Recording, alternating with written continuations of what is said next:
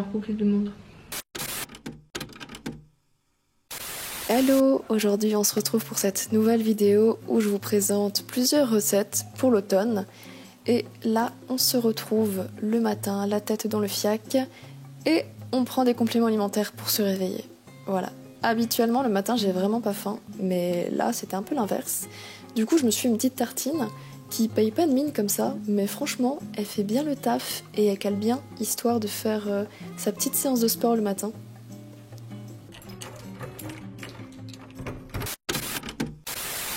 Alors je commence toujours mes entraînements en commençant par m'échauffer les articulations au niveau des épaules. Ça me permet premièrement d'éviter tout risque de blessure et deuxièmement de venir redresser ma posture parce qu'on vient vraiment solliciter des muscles posturaux.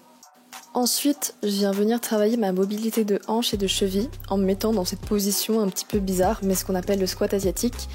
Et ça va vraiment me permettre, encore une fois, de travailler l'ouverture de hanche et la mobilité de cheville. Et ça, c'est super important pour avoir vraiment une bonne amplitude sur plusieurs mouvements, comme par exemple le squat. Comme dans ma précédente vidéo, dans cette séance, je vais encore venir isoler mes ischio-jambiers, c'est-à-dire l'arrière de cuisse, en mélangeant avec une séance haut du corps. Donc ça va me faire un espèce de full body, mais c'est pas vraiment un full body.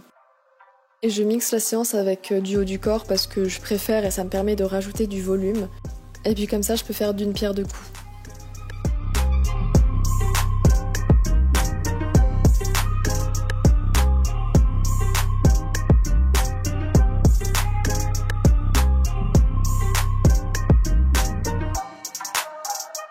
Donc pour ma séance, je vais travailler principalement en superset.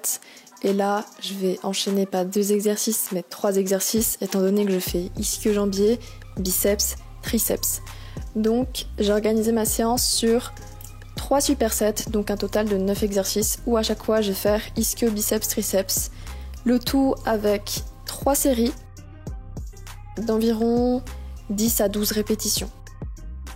La séance est assez longue, elle me prend environ 1 heure ou 1 heure et demie, ça dépend de comment je m'organise avec les temps de repos.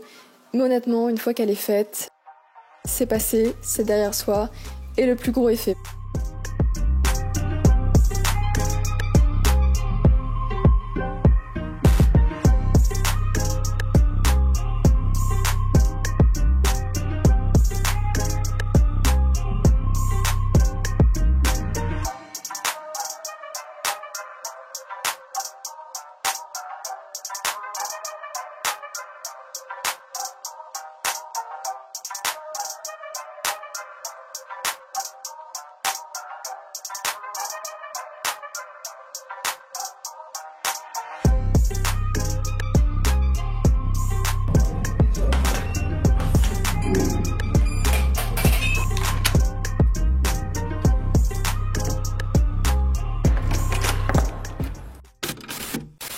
On se retrouve pour cette recette qui ne trouve qu'un baked oat. On mixe les flocons d'avoine, on ajoute la protéine, un peu de levure et ensuite du fromage blanc. Après le sucre et on finit avec le lait. Un peu de cannelle et ensuite on mixe le tout. On beurre le moule, on verse la pâte. On ajoute 1 cuillère à café de pâte à spéculoos et on recouvre, puis on rajoute des biscuits par-dessus, généreusement. Puis on enfourne à 180 pendant environ 15 minutes. Et il reste plus qu'à déguster. On se retrouve cette fois-ci pour aller dans un de mes magasins préférés. Je rentre pour acheter un truc. Je ressors avec plein d'autres trucs. J'ai nommé, je pense que vous avez deviné, Ikea. J'ai hâte parce qu'il y a des nouveautés pour l'automne et j'ai trop envie d'aller les voir. Allez, je vous emmène, on se partit. Et je suis habillée comme l'inspecteur Barnabé. C'est parfait.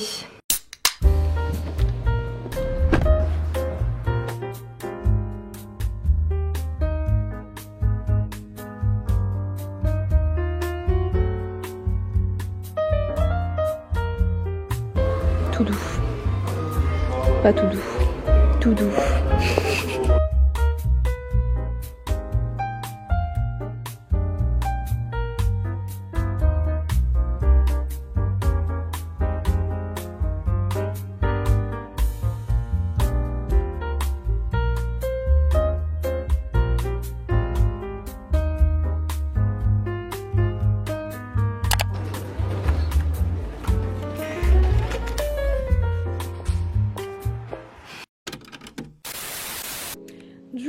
voici le butin.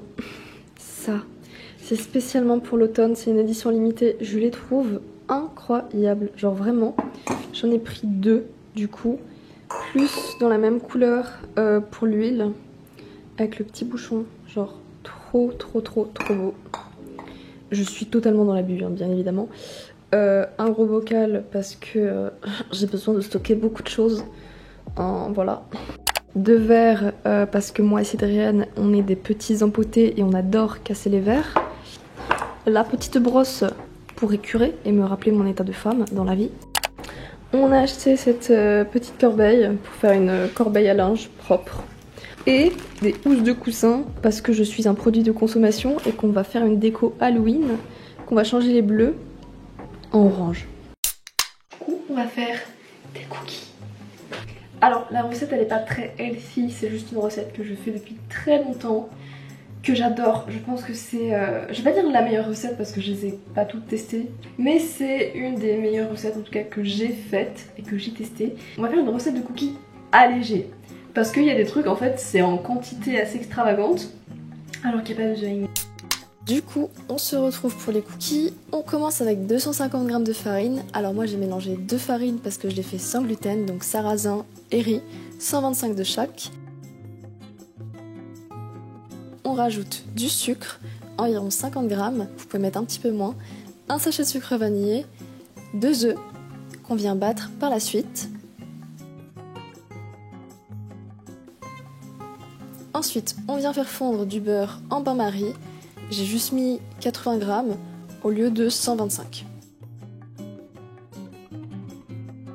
On attend que le beurre refroidisse un petit peu, on mélange à la pâte et on rajoute les œufs.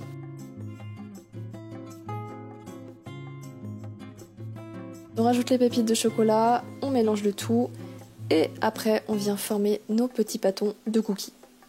Et on enfourne à 180 degrés pendant 13 minutes.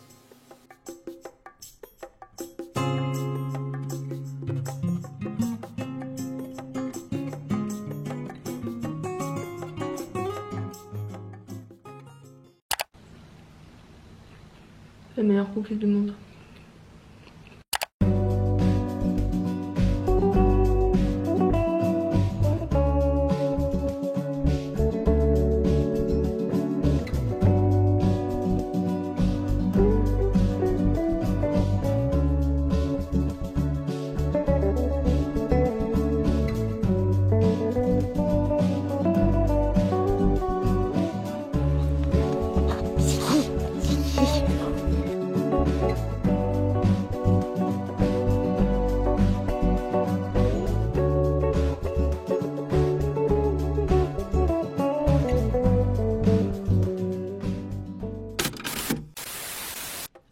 Retrouve pour le souper.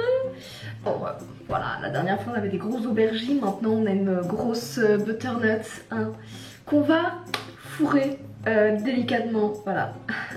En fait pour ma recette, je devais partir sur un truc, sauf que je me suis rendu compte, parce que je suis quelqu'un de très organisé, que j'ai oublié d'acheter un des ingrédients principaux. Je réitère, est-ce que je suis une sous-merde? Totalement. Ah, c'est parti, on va essayer de trouver une solution. Pour cette recette, on commence par couper la courge en 2. Ensuite, on enlève tous les pépins. Et avant de la mettre au four, j'ai oublié de montrer, mais j'ai mis de l'huile d'olive et du sel. On vient enlever des parties de la courge pour la farce. On rajoute du fromage blanc. On mélange du sel, des 4 épices. J'ai pas montré la viande parce que je sais que ça peut en dégoûter certains, mais on rajoute ensuite une gousse d'ail. Et on vient fourrer notre courge. Voilà. On vient asperger ensuite la courge de gruyère abondamment. Et on enfourne à 200 degrés pendant 10 à 15 minutes. D'ailleurs j'avais oublié de dire avant, mais il fallait les enfourner 30 minutes aussi à 200 degrés.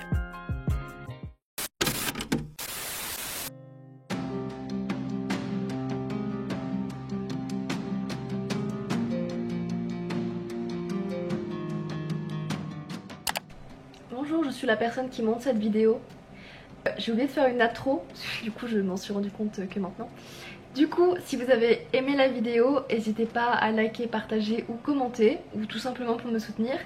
Et sur ce, je vous fais des gros bisous et on se retrouve dimanche prochain. Ciao. She's a Mona Lisa. Everyone's lining up to see her. She's a Mona Lisa. Everyone's lining up to see her.